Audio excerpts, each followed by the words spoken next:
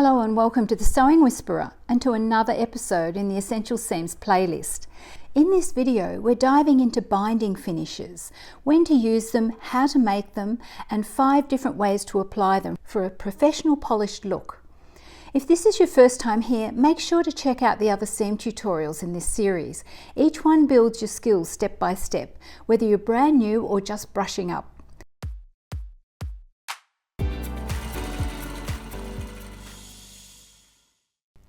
Hi and welcome. If you're just starting your sewing journey, you're in the right place. I've spent over 30 years in the fashion industry teaching people to sew, and every one of them has been able to sew with confidence. In this new series, I'll walk you through the essential seams you need to know step by step. Let's get started. I'm demonstrating these seams on an industrial machine, but don't worry, everything I show can be sewn on any domestic sewing machine because it's the technique that matters most, not the machine. Today we're exploring bound seams and finishes, creating beautiful, durable seam treatments that are as functional as they are decorative. Want to sew along with me? There's a free downloadable pattern linked in the description below. What is binding? Let's begin by taking a look at garments that use binding. You'll often find it on trouser waistbands, centre back seams on trousers, fly guards, zip facings, or the bottom of pocket bags. Have a peek through your own wardrobe. I found binding inside 2 pairs of trousers. Binding is also commonly used on unlined garments like trench coats or quilted jackets. Binding is made from strips of fabric cut on the bias grain and applied to seam edges to prevent fraying, add durability, enhance the inside finish of a garment. You can buy pre-made binding at your local haberdashery or make your own for a perfect match or a fun contrasting edge. If you need larger quantities, there are companies that will even make bias binding for you from your chosen fabric. Let's make some binding ourselves. Note there are links below for the items used throughout the tutorials: a binder folder, rotary cutter, ruler, and cutting mat, but you can make binding without them. To make your own binding, the first step is to locate the bias on your fabric. That's a 45-degree angle from the selvage or cut edge. Bias strips stretch slightly, which makes them ideal for curving around shapes as well as finishing straight seams. Fold the cut edge to meet the selvage edge. This will give you the 45-degree angle fold line to cut along. Now cut strips at your desired width. I recommend 3 centimeters or 1 1/4 inches. If you're using a binder folder, follow the folder's guide for the correct strip width.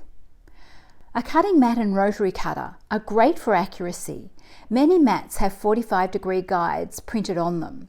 Place the fabric with the selvage edge along a straight edge of the mat, then cut along the diagonal using a rotary cutter and ruler. To join the strips, align the ends on grain, right sides together. Let the corners overhang slightly. Sew corner to corner diagonally.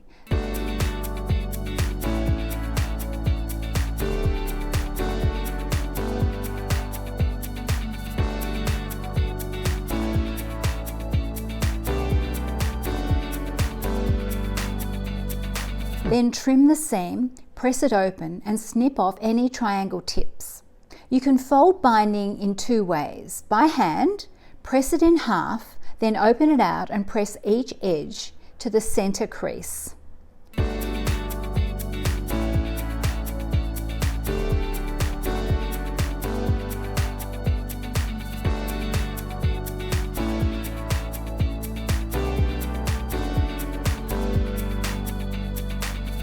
With a binder folder, feed in the strip and press it as it exits.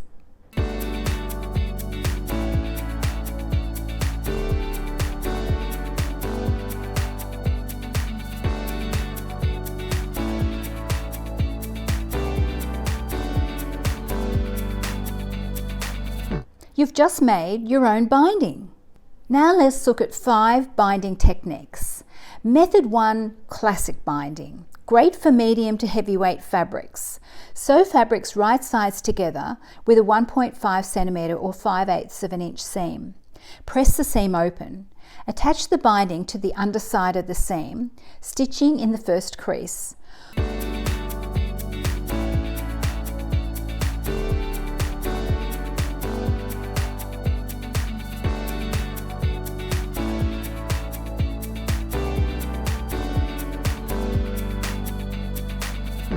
And repeat for the other side of the seam. Fold the binding over to the outside, just covering the previous stitching.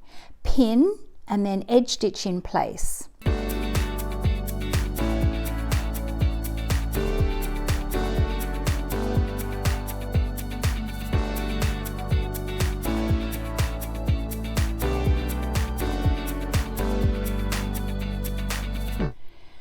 The completed seam is a clean, visible finish and the most common method used for binding. Method 2, ditch stitched binding, my favourite, with no visible stitching. Sew the seam as before and press it open. Attach binding to the upper side of the seam, stitching in the first crease.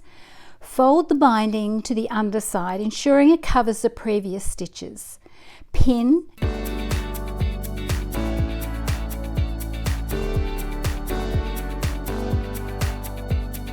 and ditch stitch from the right side. That means you don't actually stitch on the binding, you're stitching in the ditch. And then when you turn it over, you will have caught the seam underneath. The completed seam is a clean, invisible finish with a polished look. Method 3, Hong Kong binding.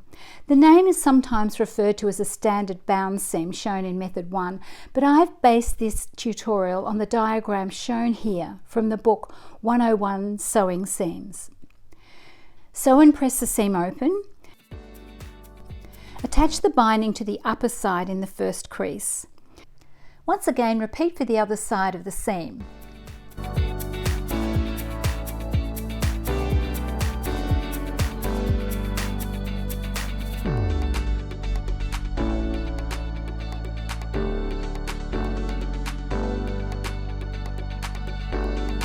Press it away from the seam.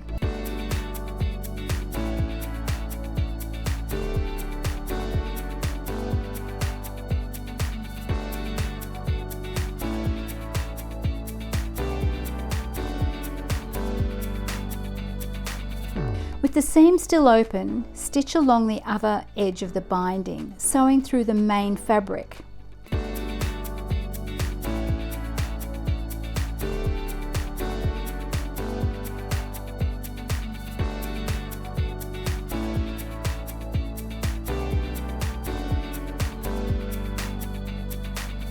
The completed seam is neat and structured and looks similar to a self-polished seam from the outside, which I covered in the previous video in this playlist. Method 4, hand-stitched binding. Great for delicate garments or small areas like baby clothes or special occasion wear. Sew the binding right sides together along the neckline into the first crease of the binding.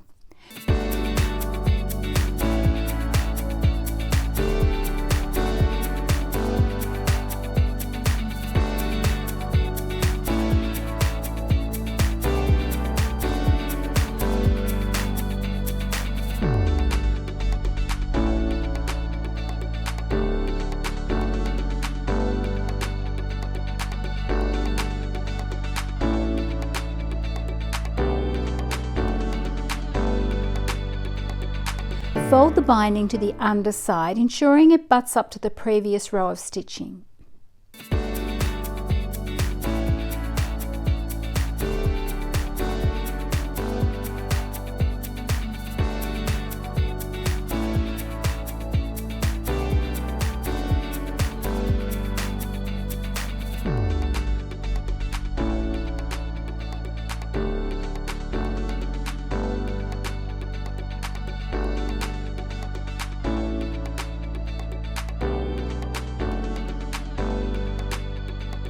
Hand sew with a slip stitch. To slip stitch, insert the needle through the binding about 5 mm or 1/4 inch.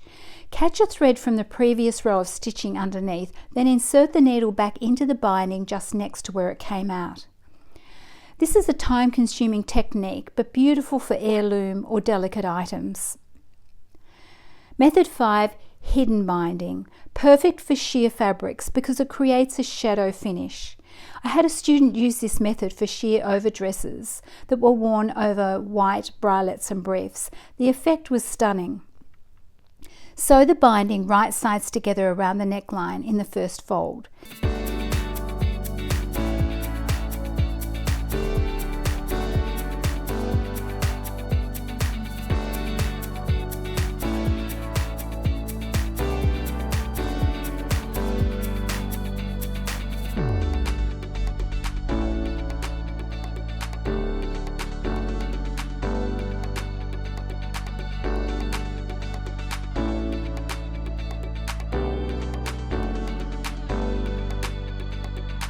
Trim the seam allowance back. Then press the seam flat and press the binding inwards without folding it in half.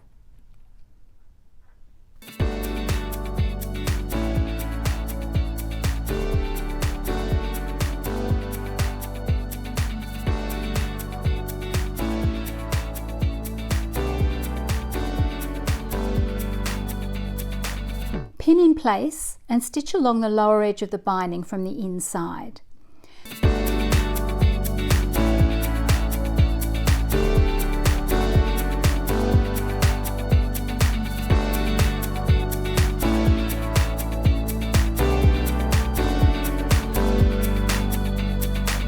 You can see this technique creates a subtle inner shadow that enhances shears.